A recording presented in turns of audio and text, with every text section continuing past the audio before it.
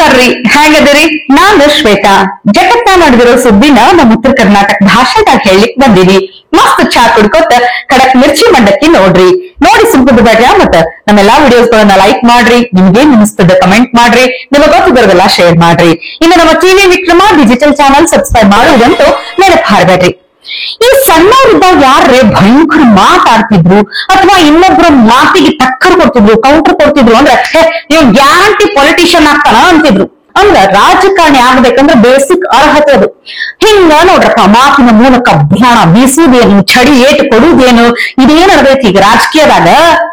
ನನ್ನ ನೀನು ಗೆಲ್ಲಲಾರೆ ತಿಳಿದು ತಿಳಿದು ಛಲವೇ ತಕೆ ಅಂತ ಇಬ್ರು ನಾಯಕರು ಹಾಡ್ಲಿಕ್ಕತ್ತಾರ ನೋಡ್ರಿ. ಸಿಎಂ ಹೆಸರು ದುರ್ಬಳಕೆ ಮಾಡ್ಕೋಬೇಡ್ರಿ ಅಂತ ಡಿಕೆಶಿ ಸಾಹೇಬ್ರ ಹೇಳಿದ್ರ ರಾಜಣ್ಣ ಸುಮ್ಕುಂದ್ರ ಪೈಕಿನ ನಾ ಯಾಕ ಸಿಎಂ ಹೆಸರು ದುರ್ಬಳಕೆ ಮಾಡ್ಕೊಳ್ಳಿ, ನನಗೇನ್ ಸದಾಶಿವ ನಗರದಾಗ ಡಾಲರ್ಸ್ ಕಾಲನಿದಾಗ ಮನಿ ಕಟ್ಕೊಳ್ಳೋದು ಏನ್ ಬೇಕಾಗಿಲ್ಲ, ನೀವ್ ಎಐಸಿಸಿ ಹೆಸರು ದುರ್ಬಳಕೆ ಮಾಡ್ಕೊಳ್ಳಿಕತ್ತೀರಿ ಅಂತ ಇವ್ರು ಕೌಂಟರ್ ಕೊಡ್ತಾರ. ಒಟ್ನ್ಯಾಗ ಇಬ್ರ ಮಾತಿನ ಸಮರ ಜೋರ್ ನಡೆದೈತ್ ನೋಡ್ರಪ್ಪ. ಸಿದ್ದರಾಮಯ್ಯನವರು ನಮ್ಮ ಮುಖ್ಯಮಂತ್ರಿಗಳು, ಈಸ್ ಅವರ್ ಲೀಡರ್. ಎಲ್ಲಾ ಚುನಾವಣೆಗೂ ಬೇಕು, ಜಿಲ್ಲಾ ಪಂಚಾಯತಿಗೆ ಬೇಕು, ತಾಲೂಕ್ ಪಂಚಾಯತಿ ಬೇಕು, ಅಸೆಂಬ್ಲಿಗೆ ಬೇಕು, ಪಾರ್ಲಿಮೆಂಟ್ಗೆ ಬೇಕು. Is our leader. Congress party ಅವ್ರಿಗೆ 2 ಬಾರಿ ಮುಖ್ಯಮಂತ್ರಿ ಕೊಟ್ಟಿದೆ. ಅವ್ರಿಗೇನ್ ದಿನ ಬೆಳಗ್ಗೆ ಸಾಯಂಕಾಲ ಅವ್ರ ಸುದ್ದಿ ಎತ್ಕೊಂಡು ಅವ್ರ ಹೆಸರನ್ನ ದುರ್ಬಳಕೆ ಮಾಡ್ಕೊಳ್ಳೋದು ಯಾರು ಅವಶ್ಯಕತೆನೂ ಇಲ್ಲ. ಬಳಕೆ ಯಾರು ಮಾಡ್ತಿದಾರೋ ಅವ್ರಿಗೆ ಅನ್ವಯ ಆಗ್ತದ ಆ ಸ್ಟೇಟ್ಮೆಂಟ್. ನಾವೇನೋ ಸಿದ್ದರಾಮಯ್ಯನವ್ರನ್ನ ಹೆಸರು ದುರ್ಬಳಕೆ ಮಾಡ್ಕೊಂಡು ನಾವೇನೋ ಅಲ್ಲಿ ಡಾಲರ್ಸ್ ಕಾಲೋನಿ 4 ಮನೆ, ಸದಾಶಿವದಲ್ಲಿ 4 ಮನೆ, ತುಮಕೂರಲ್ಲೂ 4 ಮನೆ ತಗೋಬೇಕಾಗಿಲ್ಲ. ನನಗೆ ಅದ್ರ ಅಗತ್ಯತೆನೂ ಇಲ್ಲ, ಅವಶ್ಯಕತೆನೂ ಇಲ್ಲ. ನಾನ್ ತಿಳಿದಿರೋದು ಅವ್ರ ಹೆಸರು ಯಾರು ದುರ್ಬಳಕೆ ಮಾಡ್ತಿದಾರೋ ಅವ್ರಿಗೆ ಅನ್ವಯನೇ ಹೊರತು ನನಗೇನು ಅನ್ವಯ ಆಗೋದಿಲ್ಲ. ಅವ್ರಿಗೆ ಹೇಳ್ಬೇಕು. ನಾವು ಮಾತೆತ್ತಿರ ಎಐಸಿಸಿ ಹೇಳಿದ್ರು, ಹೈಕಮಾಂಡ್ ಹೇಳಿದ್ರು ಅಂತ ಅಲ್ಲ. ಅವರು ಎಐಸಿಸಿನ ಹೈಕಮಾಂಡ್ ನ ದುರ್ಬಳಕೆ ಮಾಡ್ಕೊಳ್ಳೋದು ಬೇಡ, ಅದು ಅವ್ರಿಗೂ ಇರ್ಬೇಕು. ಮಾತೆತ್ತಿರ ಎಐಸಿಸಿ ಹೇಳೋರ್ರಿ ಅಂತಾರೆ. ಎಐಸಿಸಿ ಎಲ್ಲದಕ್ಕೂ ಹೇಳಕ್ ಬರ್ತಾರ? ಅವ್ರ ಗಮನಕ್ಕೆ ತಗೊಂಡು ಹೋದ್ರೆ ಅವ್ರೇನೋ ಒಂದು ಅಭಿಪ್ರಾಯ ಸೂಚನೆ ಕೊಡ್ತಾರೆ. ನಾವು ಸೂಚನೆ ಅಂತ ನಡೀತೀವಿ, ಆ ಪ್ರಶ್ನೆ ಬೇರೆ. ದುರ್ಬಳಕೆ ಯಾರ್ಯಾರಿಗೆ ಯಾವ್ಯಾವ್ದು ಅನುಕೂಲನೋ ಅವ್ರವ್ರು ಮಾಡ್ಕೊಳ್ತಾರೆ ರಾಜಕಾರಣದಲ್ಲಿ. ಅಂದ್ರೆ ಡಿ.ಕೆ. ಶಿವಕುಮಾರ್ ಎಐಸಿಸಿ ಹೆಸರನ್ನ ಪದೇ ಪದೇ ದುರ್ಬಳಕೆ ಮಾಡ್ಕೊಂಡಿದ್ದಾರೆ ಅಂತ ಆರೋಪನ? ಹೌದು, ಆರೋಪ ಅಂತ ಅಲ್ಲ, ವಾಸ್ತವಾಂಶ. ಡಿಕೆಶಿ ಸಾಹೇಬ್ರು ತೆಲಂಗಾಣ ಹೊಂಟಿದ್ರ ತಯಾರಾಗಿ ಹೋಗೋ ಮುಂದೆ ಯಾಕೋ ಹಿಂಗ ಎಡವಿದ್ರು ನೋಡ್ರಿ. ಏನ್ ಸ್ವಲ್ಪ ಬೀಳ್ತಿದ್ರನ್ನು ಒಂದ್ ಎಡವಿಟ್ರೆ ಪಾಪ. ಇದೇನ್ರಿ ನಡೆಯ ಹೋಗನೇ ಎಡವುತ್ತಾನೆ, ಇದೇನು ಸಾಮಾನ್ಯ ಐತಂದ್ರೆ ಎಣ್ಣೆವ ನೋಡ್ರಿ. ಈಗಿನ ರಾಜಕೀಯದಾಗ ಏನ್ ಸದ್ದು ಗದ್ದಲ ನಡೆದೈತಿ. ಒಂದ್ ಕಡೆ ಸಿಎಂ ಚೇಂಜ್ ಆಗ್ಬೇಕನ್ನುವಂಥದ್ದು, ಮತ್ತೊಂದ್ ಕಡೆ ಕೆಪಿಸಿಸಿ ಅಧ್ಯಕ್ಷರ ಬದಲಾವಣೆ ಆಗ್ಬೇಕನ್ನೋದು, ಈ ಎಲ್ಲಾ ಸದ್ದು ಗದ್ದಲದಾಗ ಯಾವುದನ್ನೂ ಅಲಕ್ಷ್ಯ ಮಾಡುವಂಗಿಲ್ಲ. ಏನೋ ಮುನ್ಸೂಚನೆ ಕೊಡ್ಲಿಕ್ಕತ್ತದ ಕಾಲ ಅಂತ ಅನ್ಸ್ಲಿಕ್ಕತ್ತದ. ಎಚ್ಚರಿಕೆಯಿಂದ ಹೆಜ್ಜೆ ಇಟ್ರಿ ಅಂದ್ರೆ ಚಲೋ ಅದ, ಇಲ್ಲಂದ್ರೆ ಎಡವಿ ಬೀಳ್ತೀರಿ ಅಂತ ಡಿಕೆಶಿ ಸಾಹೇಬ್ರು ಎಚ್ಚರ ಕೊಡ್ಲಿಕ್ಕತ್ತದೋ ಏನೋ. ಯಾವ್ದಕ್ಕೂ ಎಚ್ಚರದಿಂದ ಇರ್ರಿ ಅಂತ ನಾವು ಹೇಳ್ತೀವಿ ನೋಡ್ರಪ್ಪ. ಇನ್ನ ನಿನ್ನೆ ಅಷ್ಟೇ ಮಿರ್ಚಿ ಮಂಡಕ್ಕಿದಾಗ ಹೇಳಿದ್ವಿ, ಗೃಹಲಕ್ಷ್ಮಿ ರೊಕ್ಕ ಬಂದಿಲ್ಲ, ಅನ್ನ ಭಾಗ್ಯದ ರೊಕ್ಕ ಬಂದಿಲ್ಲ. ಬರೇ ವಿರೋಧ ಪಕ್ಷದವರಾಗ್ಲಿ ಅಥವಾ ಮೀಡಿಯಾದವ್ರು ಅಷ್ಟ ಹೇಳುದಲ್ಲ, ಸಾಮಾನ್ಯ ಮಂದಿ ಸಹಿತ ತಮ್ಮ ಗೋಳ್ ಹೇಳ್ಕೊಳಿಕತ್ತಿದ್ರು. ಆದ್ರೆ ಇವತ್ತು ನೋಡಿದ್ರ ಸಿಎಂ ಸಾಹೇಬ್ರಿಗೆ ಹೇಳಿದ್ರ ಈ 3 ತಿಂಗಳಿಗೆ ಸಮಸ್ಯೆ ಆಗಿದೆ, ನಮ್ಗೆ ಗೊತ್ತೇ ಇಲ್ಲ ಅಂತಾರೆ. ಯಾವುದನ್ನು ಕೂಡ ನಿಲ್ಸೋ ಪ್ರಶ್ನೆನೇ ಇಲ್ಲ. ಪಾವತಿ ಮಾಡದೆ ಹೋದ್ರೆ ಮಾಡ್ತೀವಿ. ನಮ್ಗೆ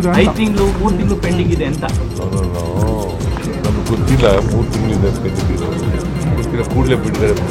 ಯಾವುದನ್ನು ಕೂಡ ಗೃಹಲಕ್ಷ್ಮಿ ಯೋಜನೆದ ರೊಕ್ಕ ಬೇಡ್ರಿ, ನನ್ನ ಭಾಗ್ಯದ ರೊಕ್ಕ ಬೇಡ್ರಿ, ಆಯ್ತು ಬಂದಿಲ್ಲ ಗೊತ್ತೈತಿ, ಆದ್ರ ಆದಷ್ಟು ಜಲ್ದಿ ಬರ್ತದ ಅಂತ ಹೇಳ್ತಾರ.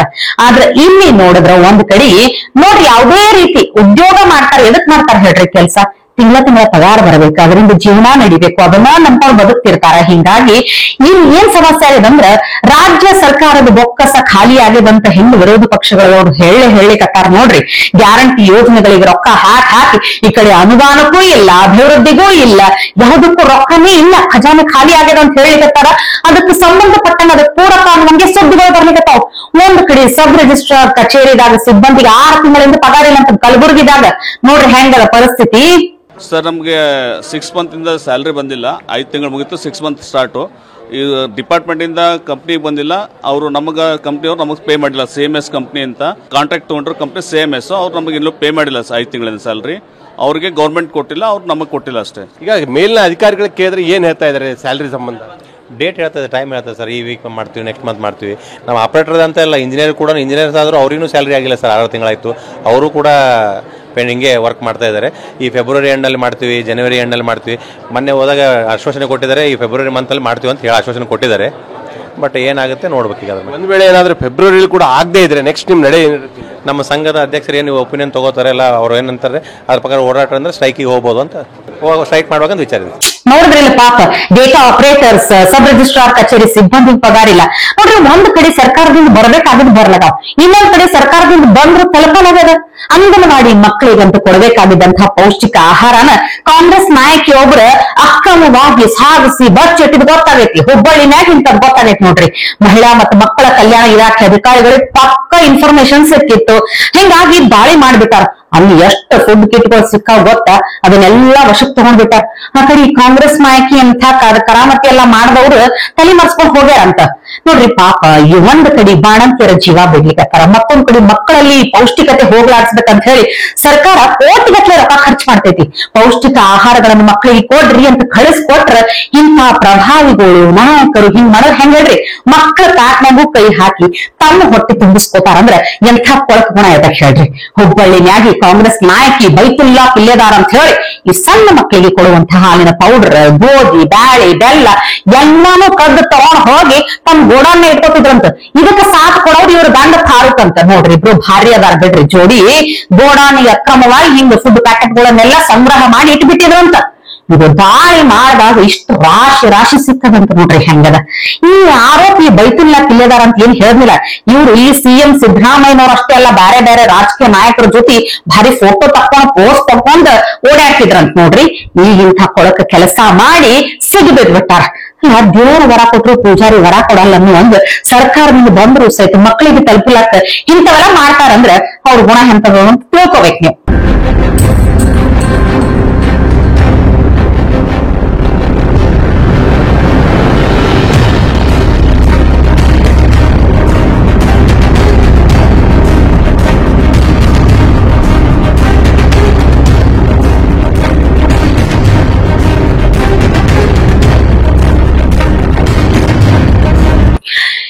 ಸಮಾಜವಾದಿ ಪಕ್ಷದ ರಾಜ್ಯಸಭಾ ಸದಸ್ಯೆ ಜಯಾ ಬಚ್ಚನ್ ಅವರು ಪ್ರಯಾಗರಾಜ್ನಾಗ ನಡೆಯಕತ್ತಿರುವಂತಹ ಮಹಾಕುಂಭ ಮೇಳದ ಬಗ್ಗೆ ಮಾತಾಡಿದ್ರು. ನೆನಪೈತೆ ನಮ್ಗೆ?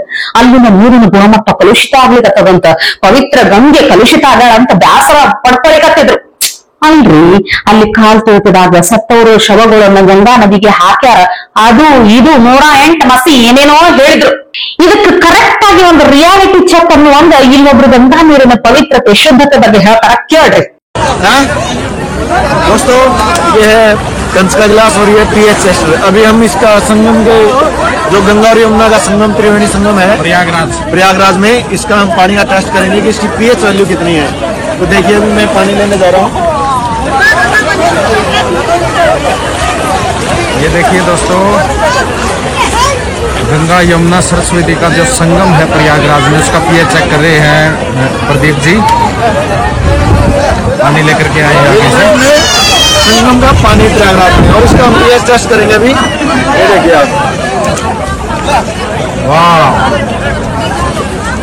देख सकते हैं इसका pH level pure alkaline, yes 9 pH के आसपास। तो pH लेवल आप चेक करिए। तो जैसा पानी आप संगम में यहाँ पाप धोने के लिए आते हैं, स्नान करने के लिए आते हैं, अपनी आत्मा की शुद्धि के लिए आते हैं, तो ये पानी बाहर से जो आपको शुद्ध कर देता है, अंदर से जो पानी आपको शुद्ध करेगा वो करेगा कैंगन वाटर, जो सेम संगम का पानी है। धन्यवाद। वाह जी। ಹೌದ್ ನೋಡ್ರಿ, ಈ ಅಲ್ಕಲೈನ್ ವಾಟರ್ ಅಂದ್ರೆ ಇದ್ರಾಗ pH ಮಟ್ಟ ಹೆಚ್ಚಿರ್ತೈತಿ, ಹೀಗಾಗಿ ಇದ್ರ ಗುಣಮಟ್ಟ ಚಲೋ ಇರ್ತೈತಿ. ಇಂಥ ಅಲ್ಕಲೈನ್ ವಾಟರ್ ಎಷ್ಟು ಪವಿತ್ರ ಅನ್ನೋದಷ್ಟೇ ಅಲ್ಲ, ಆರೋಗ್ಯಕರ ಅಂತಾನು ಹೇಳ್ತಾರ. ಬಹಳಷ್ಟು ಇದ್ರಾಗ ಅಗತ್ಯ ಖನಿಜಗಳು ಇರ್ತಾವಂತ. ಹಿಂಗಾಗಿ ಎಷ್ಟೇ ಜನರ ಪಾಪ ಹೋದ್ರು ಸಹಿತ ಗಂಗೆ ಯಾವಾಗ್ಲೂ ಶುದ್ಧವಾಗಿ ಇರ್ತಾಳ ಅನ್ಲಿಕ್ಕೆ ಇದು ಸಾಕ್ಷಿ ನೋಡ್ರಿ. ಅದು ಪ್ರಕೃತಿಯ ಕೊಡುಗೆಯಪ್ಪ. ಇನ್ನು ಇವತ್ತಿನ ನಮ್ಮ ಮಿರ್ಚಿ ಮಂಡಕ್ಕದಾಗ ಕಡಿಕೆ ಒಂದು ಭಾರಿ ವಿಡಿಯೋ ತೋರಿಸ್ತೀನಿ. ಈ ರಾಜಕಾರಣಿಗಳಂದ್ರೆ ಅಥವಾ ಹೋಗಿ ಬಿಡ್ರಿ, ಯಾವುದೇ ವೃತ್ತಿನಾಗಿದ್ರು ಸಹಿತ ಅವರಲ್ಲಿ ಒಂದಷ್ಟು ಕಲೆ, ಸಾಹಿತ್ಯ, ಆಸಕ್ತಿ, ಕನ್ನಡ ಭಾಷಾ ಪ್ರೇಮ ಇದ್ರ ಅವ್ರು ಮಾಡುವಂತ ಕೆಲಸಗಳಿದ್ರಾಗ ಬಹಳ ಆತ್ಮೀಯತೆ ಕಾಣ್ತದ, ಜನರ ಪ್ರೀತಿ ಗಳಿಸ್ಲಿಕ್ಕೆ ಹೆಚ್ಚು ಸಹಾಯ ಮಾಡ್ತದ. ಅವಾಗ ನಾವು ಇವು ರಾಜಕಾರಣಿಗಳು ತಮ್ಮ ಹುದ್ದೆ, ಪದವಿ, ಅಧಿಕಾರ ಎಲ್ಲಾನು ಮರೆತು ಕಲೆಗಾರರ ಜೊತೆಗೆ ಕಲಾ ತಂಡಗಳ ಜೊತೆಗೆ ಹೆಜ್ಜೆ ಹಾಕೋದು ನೋಡಿರ್ತೇವೆ ನೋಡ್ರಿ. ಹಂಗೆ ಬೀದರ್ ಜಿಲ್ಲೆ ಕಾರ್ಯಕ್ರಮ ಒಂದ್ರಾಗ ಔರಾದ್ ಶಾಸಕ ಪ್ರಭು ಚೌಹಾಣ್ ಅವರು ಬಿಗ್ ಬಾಸ್ ವಿನ್ನರ್ ಹನುಮಂತನ ಜೊತೆ ಭಾರಿ ಮಸ್ತ್ ಹೆಜ್ಜೆ ಹಾಕ್ಯಾರ. ನೋಡ್ರಿ ಒಂದ್ಸಲ.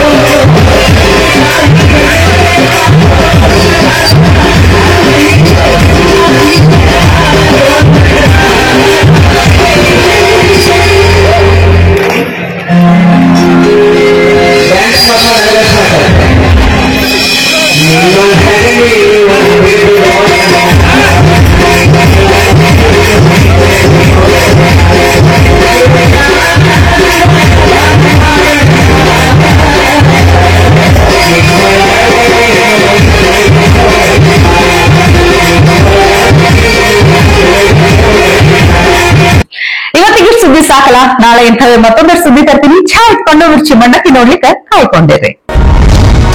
ಟಿವಿ ವಿಕ್ರಮ, ದೇಶ ನಿಮ್ಮ ಕೈಯಲ್ಲಿ. ಈ ಕಾರ್ಯಕ್ರಮ ನಿಮಗೆ ಇಷ್ಟ ಆಗಿದ್ದಲ್ಲಿ ಲೈಕ್, ಶೇರ್ ಹಾಗೂ ಕಮೆಂಟ್ ಮಾಡಿ.